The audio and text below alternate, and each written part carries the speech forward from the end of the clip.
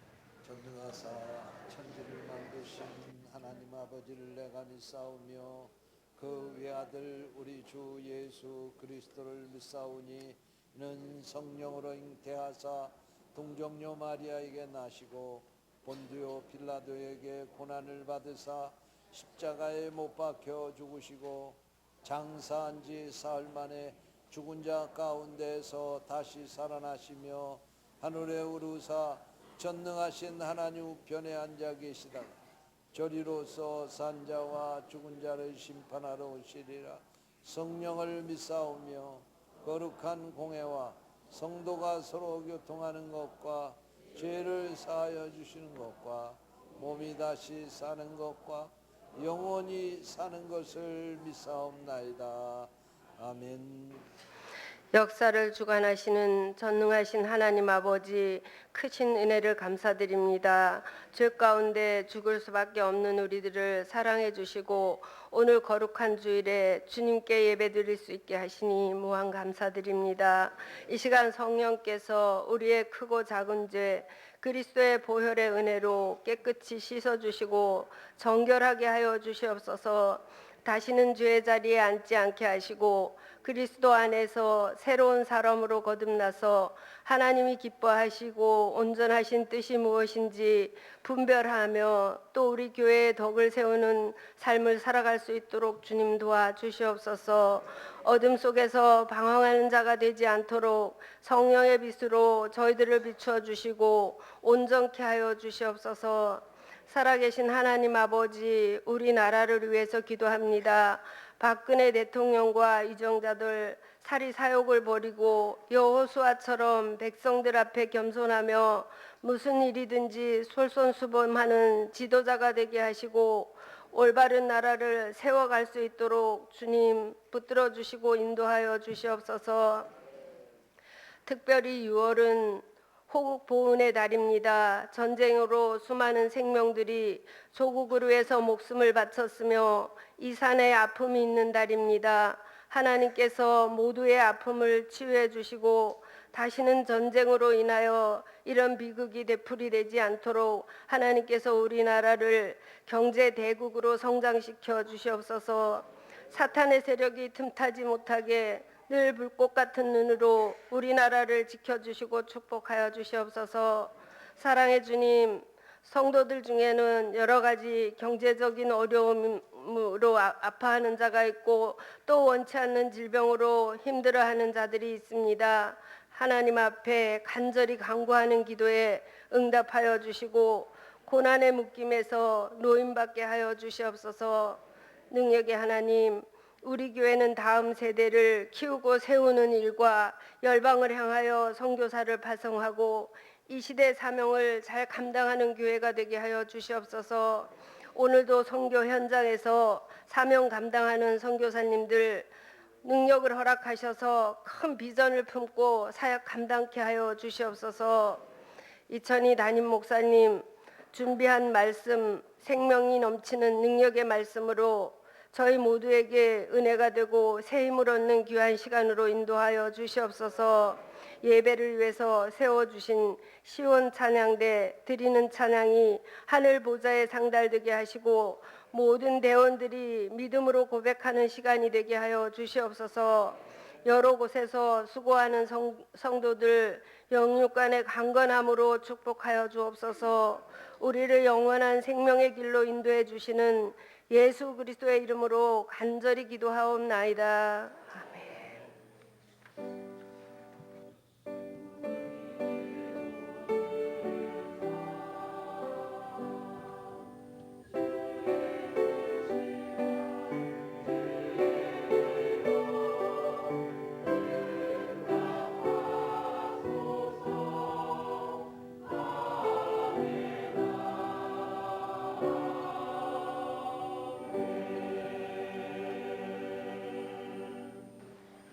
하나님께서 오늘 우리에게 주시는 말씀은 창세기 35장 1절 말씀입니다. 하나님이 야곱에게 이르시되 일어나 베델로 올라가서 거기 거주하며 내가 내 형 에서의 낯을 피하여 도망하던 때에 내가 나타났던 하나님께 거기서 제단을 쌓아라 하신지라. 아멘.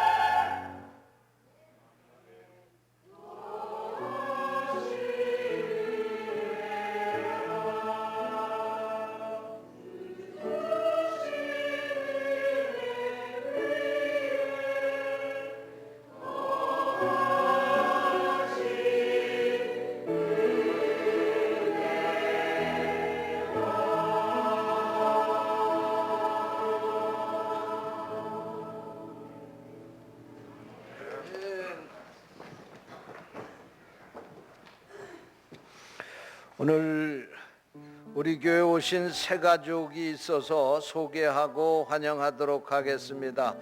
김금혁 권사님, 심정자 권사님, 이선옥 전도사님이 인도하셨습니다. 이태호 성도님, 네, 진심으로 환영합니다. 잘 오셨습니다. 그리고 방글라데시에 파송받고 방글라데시에서 사역하던 김낭희 선교사님 잠시 귀국해서 오늘 우리와 함께 예배드리고 있습니다. 건강하게 만나서 반갑습니다. 박수 한번 하시기 바랍니다. 그리고 우리 김인규 집사님 오랫동안 병중에 계셨는데 오늘 많이 회복하셔서 오늘 예배에 참석하셨습니다. 건강하시라고 뜨겁게 박수 한번 해드립니다. 네.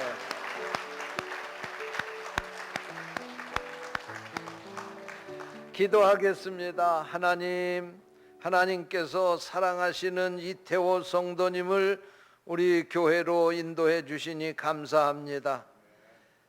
인생의 방황은 예수 그리스도를 만나면 끝나고 신앙생활의 방황은 교회를 잘 만나면 끝난다고 하는데 우리 이태호 성도님이 우리 부평 제일교회 오심이 저의 모든 삶의 새로운 시작이 되게 해 주옵소서. 영혼이 잘되고 범사가 잘되고 강건함의 축복을 주셔서 날마다 믿음 안에 사는 일이 행복해지게 해 주옵소서. 저의 가정을 축복하시고 범사의 모든 일들을 축복하셔서 날마다 뜨겁게 신앙생활하도록 도와주옵소서. 저를 주께로 인도한 당신의 사랑하는 종들에게도 하나님 약속하신 축복으로 충만하게 하옵소서. 또 선교지에 가서 방글라데시의 그 열악한 환경 가운데서 주님 주신 귀한 사역 감당하다가 잠시 귀국한 우리 김낭희 선교사님, 하나님께서 크게 위로해 주시고 새 힘 주셔서 더 열심으로 선교지에 나가 충성할 수 있게 해 주옵소서. 또한 우리 김인규 집사님 건강 회복시켜 주시니 감사합니다. 완전하게 회복시켜 주셔서 앞으로 건강하게 후유증 없이 앞으로 살아가는 동안 하나님 주시는 능력 가지고 강건하게 살아갈 수 있도록 축복해 주시옵소서. 주님의 이름으로 간절히 기도하옵나이다. 아멘.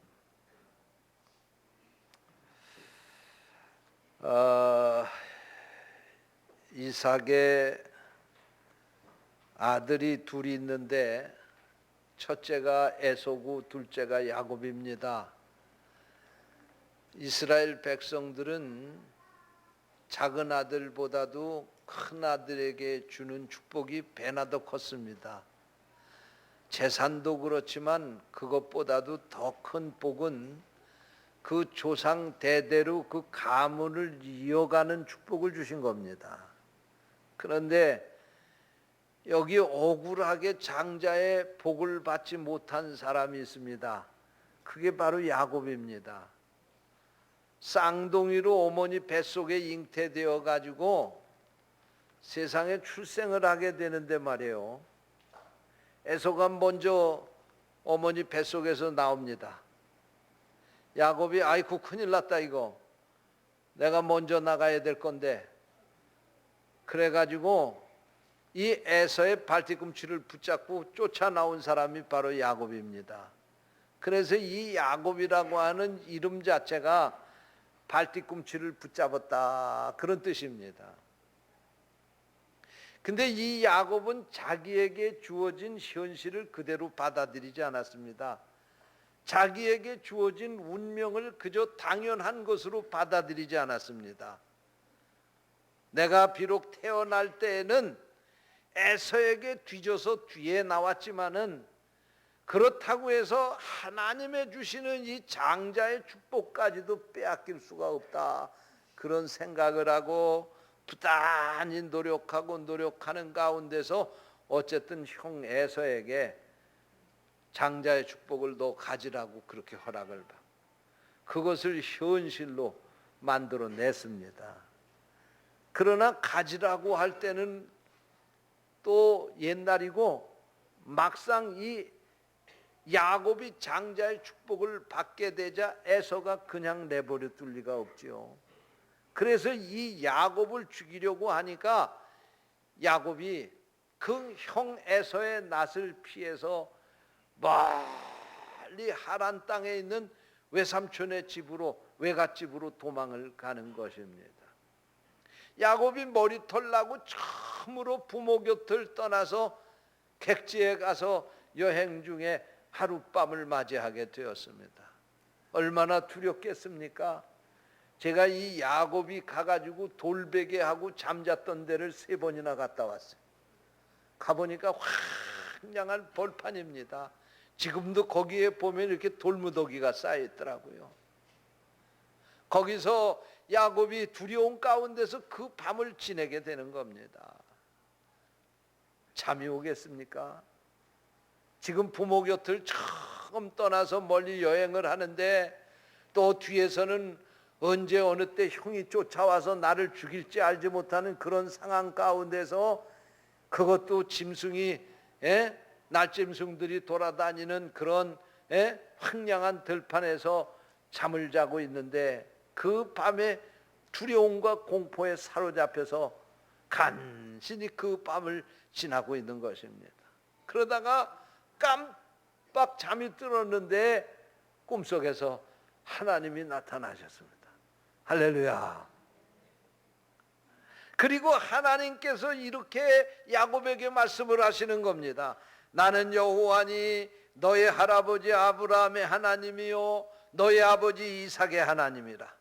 내가 너와 함께 있어 네가 어디로 가든지 너를 지키며 너를 이끌어 이 땅으로 돌아오게 할지라. 내가 네게 허락한 것을 다 이루기까지 내가 너를 떠나지 아니하리라. 할렐루야. 여러분, 얼마나 이 야곱이 놀랐겠습니까? 자기는 저 부엘세바의 부모와 함께 계실 때에만 하나님이 거기 계신 줄 알았어요. 지금 그 고향을 떠나서, 부모 곁을 떠나서 지금 객지로 여행을 하고 있는 야곱은, 하나님은 저 부엘세바 고향에만 계시고 자기 혼자 떠나는 줄로 생각한 거예요. 그런데 여기까지 하나님이 같이 오신 겁니다. 할렐루야. 여러분, 그렇습니다. 하나님은요, 여러분을 선택하신 그날부터요, 영원토록 여러분과 동행하심을 믿으시기 바랍니다. 절대로 어디를 가든지 여러분 혼자 가는 게 아니에요. 예수님의 다른 이름이 임마누엘인데요, 임마누엘이라고 하는 그 이름이 하나님이 우리와 함께 계시다, 그런 뜻입니다. 여러분, 예수님만 아닙니다. 예수님이 떠나시면서 하늘나라로 승천하시면서 내가 너희들에게 보혜사 성령을 보내주겠다고 그랬습니다. 이 성령이 너희들과 함께, 너희들 도와주고 너희들 대변하고 너희들과 함께 하시겠다. 예수님께서 약속하셨는데 그 성령님이 오순절날 마가의 다락방에 임하셔서 오늘 우리에게 함께 하시고 있는 겁니다. 여러분, 그러므로 이 세상에서의 여행이 아무리 힘들고 어려워도 절망하거나 낙심하지 마시기 바랍니다. 하나님이 여러분과 함께 동행하심을 믿으시기 바랍니다. 너무나 이 야곱이 좋았습니다. 왜? 자기 혼자 떠나는 줄 알고 두려움과 공포 속에서 그 밤을 지나고 있는데 하나님이 나타나셔서 내가 너와 함께 지금 같이 가고 있다. 그리고 내가 너에게 약속한 모든 것을 다 이룰 때까지 내가 너를 떠나지 않겠다. 그리고 약속을 해주시니 얼마나 좋았겠습니까? 그래서 야곱이 잠자다 말고 벌떡 일어나서 자기의 베개에 있던 돌을 갖다가 여기다 기둥으로 세워놓고 거기다가 기름을 붓고 거기서 하나님께 제사를 드립니다. 그리고 그곳의 이름을 베델, 그렇게 지어서 불렀습니다. 원래 그가 거기 잠자고 있던 그것은 주소로 따지면 루스라고 하는 것입니다. 루스를 갖다가 야곱은 베델이라고 이름을 바꿔서 그렇게 고쳐 불렀습니다. 베델이라고 하는 말은 따라서 하세요. 하나님의 집, 그런 뜻이에요. 할렐루야. 여러분, 이 교회만 하나님의 집이 아니고요, 여러분의 가정에 여러분이 믿음 안에서 살면 여러분의 가정이 하나님의 집 베델이 되는 줄로 믿으시기 바랍니다. 여러분이 믿음으로 여러분의 사업을 경영하면 여러분의 사업장이 베델이 되는 거예요. 여러분이 어디를 가든지 믿음 안에서 하나님의 말씀대로 살고 하나님의 뜻대로 살려고 하면 바로 그것이 베델인 줄로 믿으시기를 바랍니다. 그래서 야곱이 그곳 이름을 베델이라고 그렇게 지어서 불렀습니다. 그리고 이제 날이 밝자 그곳을 또 떠나서 이제 외갓집을 향해서 갔습니다. 그래서 외갓집에 가가지고 그곳에서 20년 동안을 지내는데요. 하나님께서 야곱에게 약속하신 대로 많은 복을 주셨어요. 고향으로 돌아올 때 야곱은요 아내를 넷이나 얻었어요. 남자들은 야곱이 받은 복 가운데 이게 제일 큰 복이라고 그러더라고요. 넷씩 얻었으니. 그런데 그 당시에는 일부 다처제가 법적으로 허용되는 시대이기 때문에 능력만 있으면 아내도 얻었어요. 지금 아랍에 가면 지금도 그렇습니다. 그것뿐만 아니라 그 당시에 이 족장 시대에는 자식이 많은 게 제일 큰 축복이에요. 지금도 마찬가지지만 야곱이 자식을 낳는데 우리말로 얘기하면 한타스씩 낳은 거예요. 예? 12를 낳는데 고향으로 돌아올 때는 11까지 낳은 겁니다. 그런데다가 야곱이 재산을 많이 모아가지고 지금 고향으로 돌아오게 된 것입니다. 여러분 야곱이 이렇게 해가지고 고향으로 돌아오게 되면 고향에 와서 야곱이 어디부터 가야 돼요? 하나님께서 나타나셨던 그곳, 그 베델로 올라가서 살아야 되는데 야곱이 베델로 가지 않고 세겜에 머물러서 살았다는 거예요. 그 당시에도 베델은 황량한 벌판이지만 지금도 황량한 벌판입니다. 그런데 세겜은 그 당시에 그 가나안 땅에서 제일 번화한 그런 도시였어요. 살기가 좋습니다. 사람들이 모여서 살고 그 말로 적과 꿀이 흐르는 그런 땅이었습니다. 그러니까 여기가 좋지 베델로 올라가고 싶은 마음이 없었어요. 그래서 그 세겜에 머물러서 살게 되는 것입니다. 그동안 하나님과 약속은 20년 지나는 동안 새까맣게 다 잊어버렸습니다. 어려워서 고통 중에 있을 때는 하나님 나 도와주세요. 하나님 나를 축복해 주세요. 그리고 하나님 의지하고 살았는데 인생이 순탄하게 잘 풀리게 되니까 무슨 하나님이 날 도와주셨냐? 내가 능력이 있어서 잘 된 거지. 이런 생각을 하고 살게 되는 겁니다. 그런데 그렇게 살면서 인생이 참 편안하고 순탄하면 얼마나 좋겠습니까? 야곱의 가정에 큰 문제가 생기기 시작을 합니다. 하루는 딸 하나가 있는데 그 딸이 디나라고 하는 딸입니다. 이 디나가 외출을 나갔다가 그만 그곳에 사는 세겜 족장 가운데 세겜 족장의 족장인 세겜에게 강간을 당하게 됩니다. 강간을 당하게 되니까 그의 오라버니들이 가만히 있을 리가 없죠. 오라버니들이 나가가지고는 이 세겜 족장의 이 족장의 세겜을 칼로 쳐 죽일 뿐만 아니라 세겜 족속들을 싸워가지고 죽이고 그들의 재산을 약탈해가지고 오게 되는 겁니다. 하루아침에 야곱의 가정이 큰 범죄 집단이 되고 말았습니다. 폐가 망신하게 된 겁니다. 그때 야곱이 하나님께 무릎을 꿇었어요.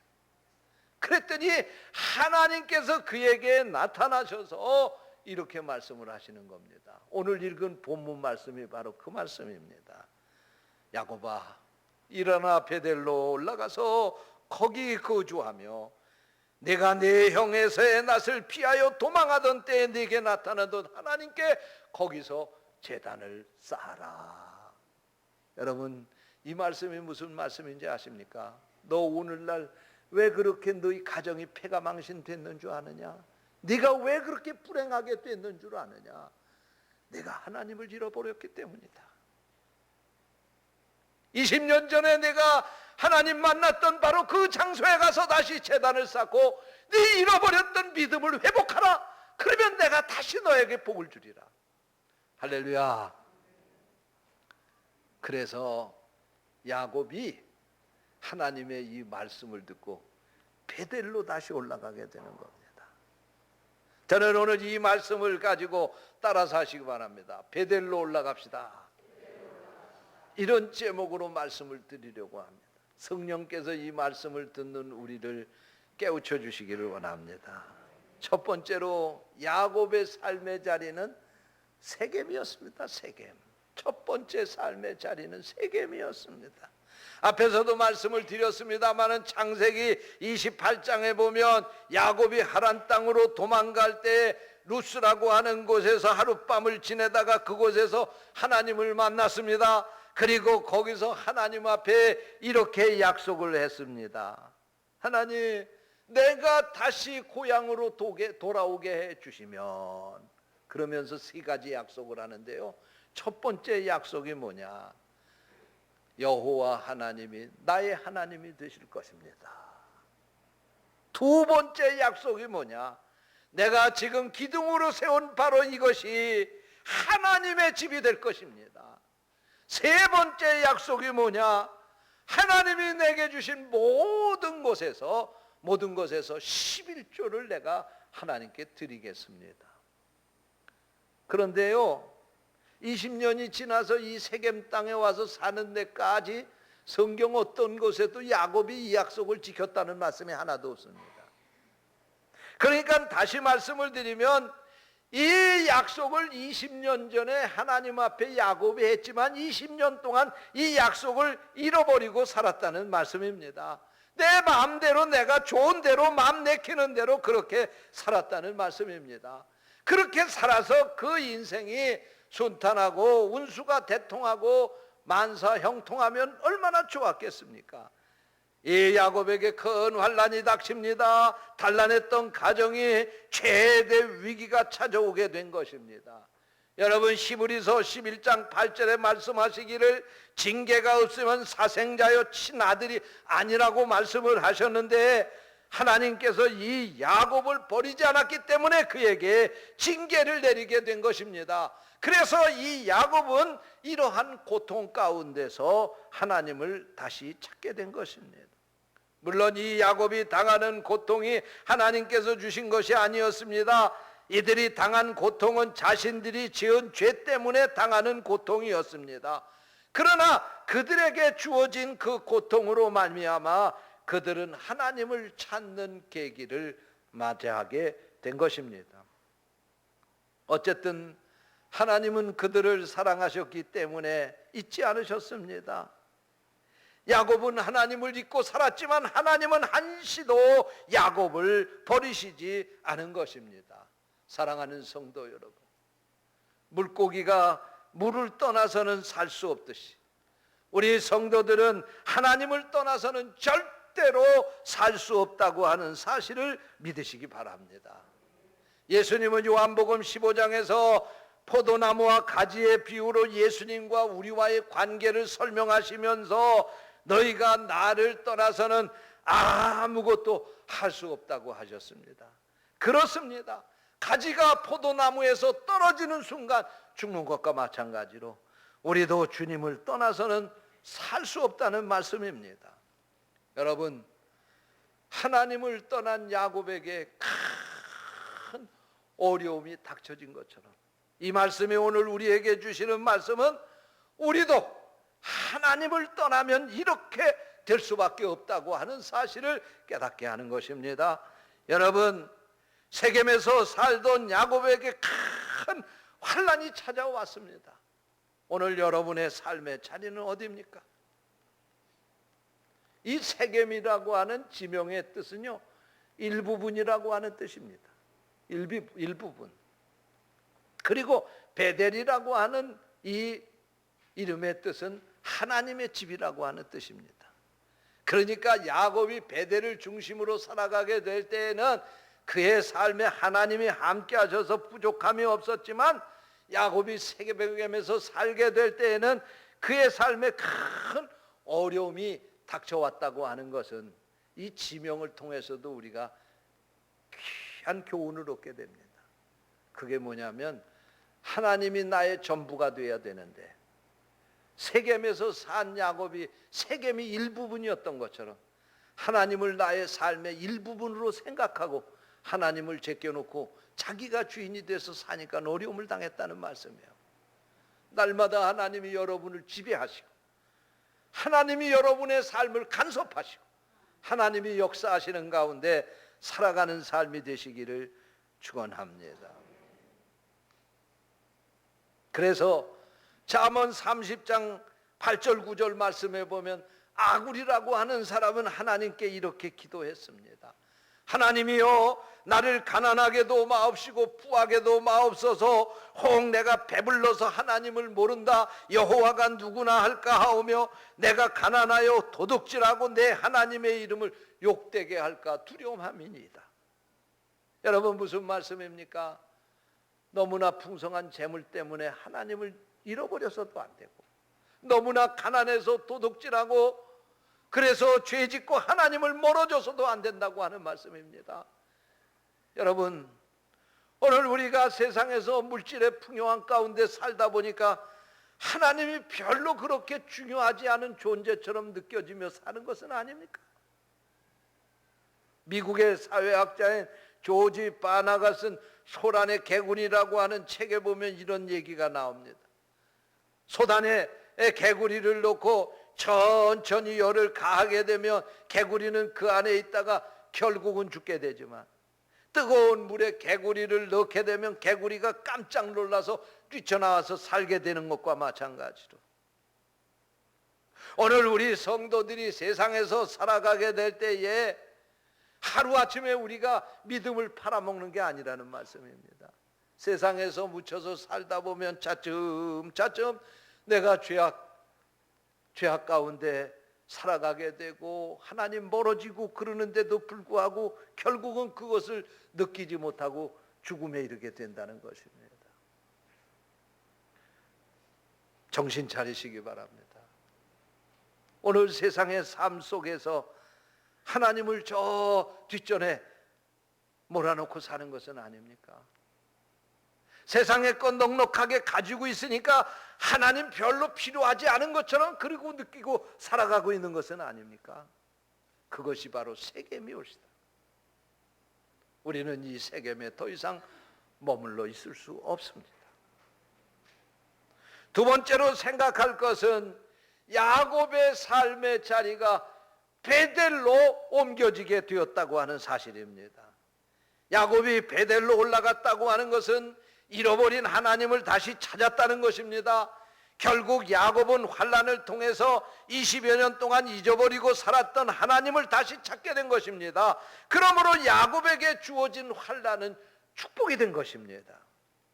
욥기 42장 5절에 보면 욥이 이렇게 고백을 합니다. 내가 주께 대하여 귀로 듣기만 하였사오나 이제는 눈으로 주를 배움나이다. 욥이 큰 환난을 통해서 귀로 듣던 하나님을 눈으로 보는 하나님으로 경험할 수 있게 되었다는 말씀입니다. 여러분 무슨 말씀입니까? 고난 속에서 하나님을 만날 수 있었다는 말씀입니다. 지난날에는 귀로 듣고 막연히 알았던 바로 그 하나님을 이 환난을 통해서 내 눈으로 보면서 확신할 수 있게 되었다는 말씀입니다. 환난을 통해서 하나님을 신뢰하고 확신에 찬 믿음을 갖게 되었다는 말씀입니다. 여러분 야곱이 베델로 올라가니까 다시 하나님이 야곱에게 축복을 주십니다. 오늘 본문에서 다 읽지 않았습니다마는 9절 말씀에 내려가 보면 야곱이 밧단-아람에서 돌아오매 하나님이 다시 야곱에게 나타나서 그에게 복을 주셨다고 말씀하고 있습니다. 그러면 하나님이 야곱에게 주신 복이 무엇입니까? 10절 말씀에 보니까 야곱이라는 이름을 이스라엘로 바꾸어 부르셨습니다. 이스라엘이라고 하는 말은 하나님과 싸워서 이겼다고 하는 뜻입니다. 지난날 발뒤꿈치를 붙잡고 나와서 야곱이라고 하는 이름으로 불려졌는데 이제는 하나님과 싸워서 이긴 이스라엘로 불려지게 됐다는 말씀입니다. 두 번째로 야곱이 받은 복이 무엇입니까? 11절 말씀에 보니까 생육하고 번성하는 복을 주셨습니다. 이스라엘의 조상이 되는 축복을 주셨다는 말씀. 세 번째로 하나님이 주신 복이 무엇입니까? 왕들이 야곱에게서 나오게 된다는 것입니다. 이 말씀은 이스라엘의 역대 왕들이 나온다는 말씀일 뿐만 아니라 왕 중에 왕이신 예수님께서 바로 이 야곱의 자손으로 오시게 될 것이라는 말씀입니다. 네 번째 하나님이 주신 복이 뭡니까? 아브라함과 이삭에게 준 가나안 땅을 야곱과 그 후손에게도 주시겠다는 것입니다. 야곱은 이전까지만 해도 이 가나안 땅에서 나그네로 살아왔지만 이제는 명실공히 하나님의 약속대로 가나안 땅의 주인으로 살게 되었다는 말씀입니다. 이로써 야곱은 과거의 할아버지 아브라함과 아버지 이삭이 하나님으로부터 받았던 복을 완전하게 계승할 수 있게 된 것입니다. 사랑하는 성도 여러분, 베델로 올라가야 합니다. 그래야지만 하나님의 은혜가 임하는 것입니다. 오늘 여러분에게 이 은혜가 있으시기를 축원합니다. 세 번째로 야곱은 베델로 올라가는데 가족과 함께 그의 권속들과 함께 올라갔다고 하는 사실입니다. 하나님이 야곱에게 나타나셔서 일어나 베델로 올라가라고 말씀하시게 될 때 야곱은 즉각적으로 결단을 하고 가족과 자기가 거느리는 종들까지 다 준비시켜서 함께 베델로 올라갔습니다. 올라가는데 준비를 합니다. 첫 번째 준비는 이방 신상들을 버렸습니다. 그리고 자신들이 여자들이 귀에 걸고 있는 귀고리를 다 빼서 상수리 나무 아래 묻었다고 성경이 전하고 있습니다. 당시의 근동 지역에서는 목걸이나 귀걸이에다가 우상의 형상을 새겨 넣었다고 합니다. 그래서 이 목걸이나 귀걸이를 하고 있으면 그 우상이 나를 지켜준다, 그런 미신적인 신앙을 가지고 살았다는 것입니다. 그러므로 이 귀걸이와 목걸이 이런 장식품들을 다 땅속에다 묻어두었다고 하는 것은 이런 우상이 우리를 지켜주는 게 아니라 하나님이 우리를 지켜주는 것이다, 그런 믿음의 고백인 것입니다. 뿐만 아니라 여기 자신을 정결하게 하고 의복을 바꾸었다는 말씀입니다. 속사람과 겉사람을 깨끗게 했다는 말씀입니다. 다시 말하면 하나님 앞에 회개하고 정결한 심령을 가지고 베델로 올라가게 되었다는 말씀입니다. 여러분, 야곱은 자기 혼자만 올라가지 않고 가족과 종들과 함께 베델로 올라갔습니다. 여러분, 야곱은 자신이 만났던 그 하나님에 대해서 확신을 갖게 될 때에 자기 자신만이 아니라 자기와 함께하는 가족과 자기와 함께하는 종들에게도 이 은혜를 함께 나누며 같이 베델로 올라가게 되었다는 말씀입니다. 여러분, 오늘 우리들이 신앙생활을 하게 되는데 정말로 우리가 믿는 그 믿음이 아름답고 귀한 것이라고 하면 이것을 어찌 내 것으로만 만들 수 있겠습니까? 내가 가장 사랑하는 우리 가족들에게도 이 믿음을 계승해야 되지 않겠습니까? 내가 정말로 귀하고 정말로 소중한 이 믿음을 갖고 있다고 하면 이 믿음을 나만 가지고 있으면 되겠습니까? 나를 아는 모든 사람들에게 이 믿음을 나누어 줘야 되지 않겠습니까? 디모데전서 5장 8절에 말씀하시기를 우리가 우리의 가족과 친족을 돌아보지 아니하면 불신자보다 더 악한 자라고 말씀했는데, 이 말은 우리가 경제적으로 가족을 돌봐야 된다고 하는 의미도 되지만 영적으로 그 가정을 올바르게 돌보지 않으면 우리는 불신자만도 못한 사람이 된다는 말씀입니다. 내가 먼저 예수 믿고 구원받았으면 아직까지 주님을 알지 못하는 가족, 친지, 일가, 친척들, 그리고 나를 아는 모든 사람들도 이 믿음 안에서 살 수 있도록 우리가 그 역할을 해야 된다는 말씀입니다. 사랑하는 성도 여러분, 여러분의 자신만 신앙이 회복되는 것이 아니라 여러분의 가족들의 신앙이 회복될 수 있게 되시기를 축원합니다. 세겜에서 베델로 올라감으로 말미암아 새로운 삶이 야곱에게 시작되었던 것처럼 오늘 여러분이 하나님의 은혜를 깨닫고 다시 그 은혜에 감격하는 마음으로 새로운 삶을 시작하게 될 때 여러분의 그 은혜가 여러분의 가정에도 여러분이 만나는 모든 사람에게도 임할 수 있게 되시기를 축원합니다. 바법 포드라고 하는 분이 쓴 하프타임이라고 하는 책이 있습니다. 2009년도에 우리나라 기독교 서점에서 베스트셀러로 그렇게 아주 인기를 끌었던 책입니다. 이 책에 보면 인생을 살게 되는데 반드시 누구에게든지 하프타임이 있다는 것입니다. 축구 경기에서 전반전이 있고 하프타임이 있은 다음에 후반전이 있는 것처럼 인생에도 전반전이 있고 그 사이에 하프타임이 있고 그 다음에 인생 후반전이 있다는 말씀입니다. 여러분, 이 하프타임에 뭐 하는 겁니까? 전반전에 어떻게 경기를 했는지를 분석하는 겁니다. 그리고 후반전에 어떻게 경기에 임할지 목표를 세우고 계획을 세우는 것이 하프타임에 하는 일인 것입니다. 우리 인생도 마찬가지라는 것입니다. 우리가 지나온 날 살아온 삶은 우리 인생의 전반전입니다. 이제 지금 우리가 맞이하고 있는 이 시간은 우리 인생의 하프타임입니다. 지나온 인생 잘 살아봤는지 한번 돌아보시기 바랍니다. 여러분 믿음 안에서 바르게 살아왔는지 한번 돌아보시기 바랍니다. 베델에 있어야 되는데 아직까지도 내가 세겜에 머물러 있는 것은 아닌지 한번 돌아보시기 바랍니다.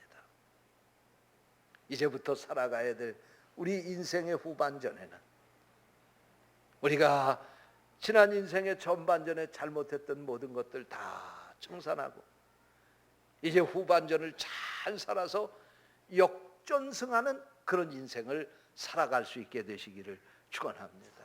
성경에 보면 인생 역전한 사람들 얘기 많아요. 아브라함은 인생의 전반전을 우상장사로 살다가 우상을 섬기고 살다가 후반전은 믿음의 조상으로 살았어요.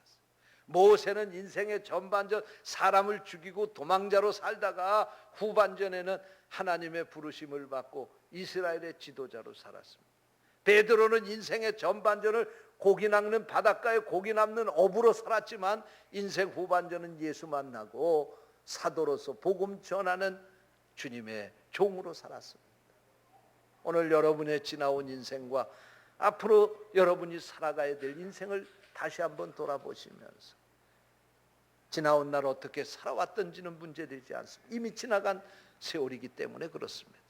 이제 여러분의 주어지는 인생 후반전에 반드시 계획을 잘 세우시고 승리하는 역전승하는 그런 인생을 살아갈 수 있게 되시기를 축원합니다. 결론의 말씀입니다. 야곱이 살아야 할 것은 세겜이 아니라 베델이었습니다. 하나님의 백성은 하나님의 뜻대로 살아야 하나님의 축복을 받는 것입니다. 그런데 나는 지금 어디에서 살고 있습니까? 세겜입니까? 베델입니까? 모든 것을 다 가져도 세겜에서는 진정한 행복이 없습니다. 그러나 베델로 올라가면 하나님의 예비하신 행복이 있습니다. 여러분, 이제 베델을 향해서 올라갑시다. 기도하겠습니다. 하나님, 아직까지도 세겜에 머물러 있는 것은 아닙니까? 베델로 올라가게 하옵소서. 우리를 부르시는 하나님의 음성을 듣게 하시고 일어나 베델로 올라가라 하시는 주님의 말씀 앞에 순종하는 성도들 되게 해 주옵소서. 주님의 이름으로 간절히 기도하옵나이다. 아멘.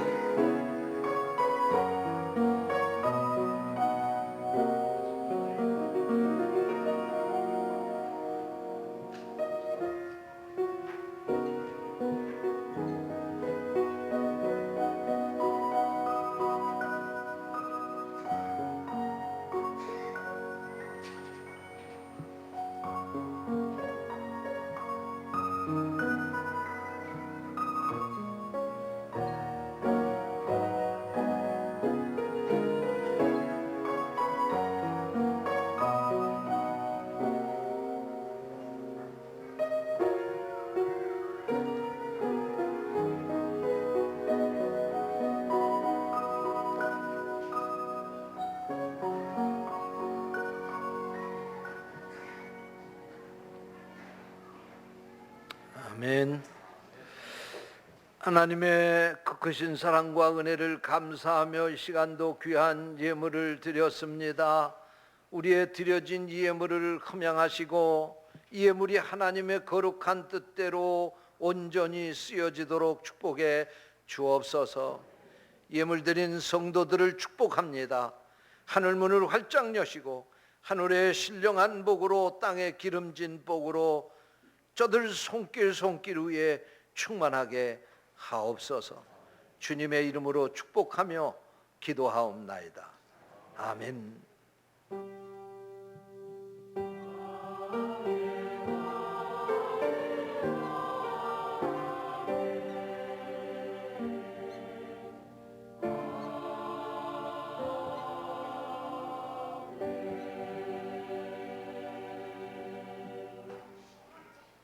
교회 소식입니다. 오늘 저녁 예배는 교회 학교 각 부장을 위한 예배로 드립니다. 수요일 저녁 예배는 사회봉사부 헌신 예배로 드립니다. 오늘은 새생명주일입니다. 전도하는 날입니다. 1시 30분에 기도실에서 기도회한 후에 출발합니다. 해당 기관 꼭 참석해 주시기 바랍니다.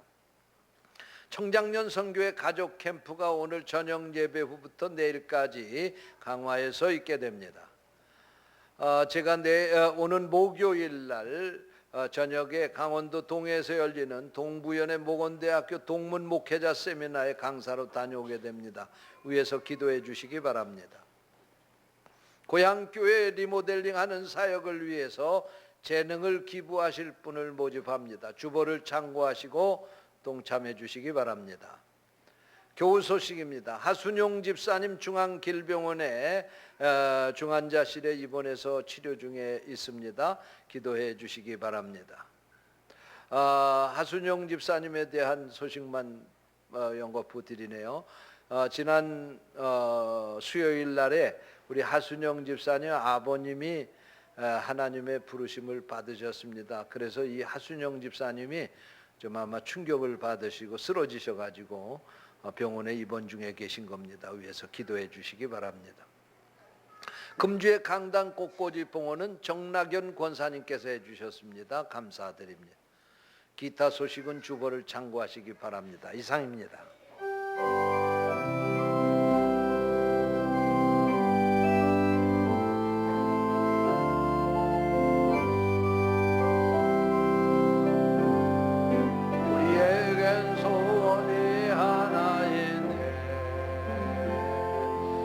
다시 오실 그날까지 우리 가슴에 새긴 주의 십자가 사랑 나의 교회를 사랑케 하네.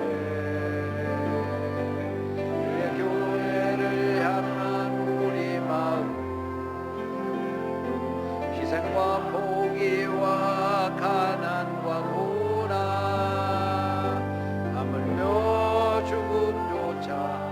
우리 막을 수 없네. 우리 교회는 빛나게 희망 교회는 교회 되게 예배 되게 우리 사용하소서. 진정한 부흥의 날 오늘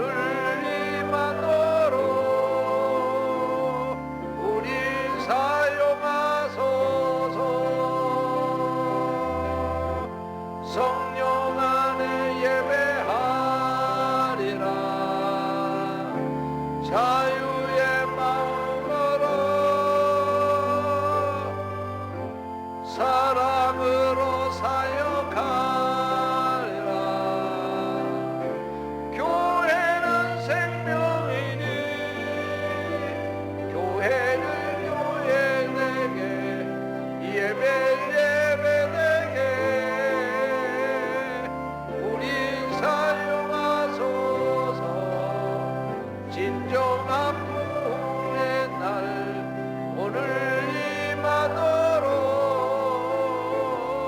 우리 사용하소서.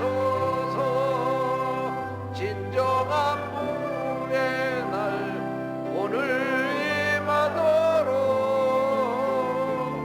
우리 사용하소서.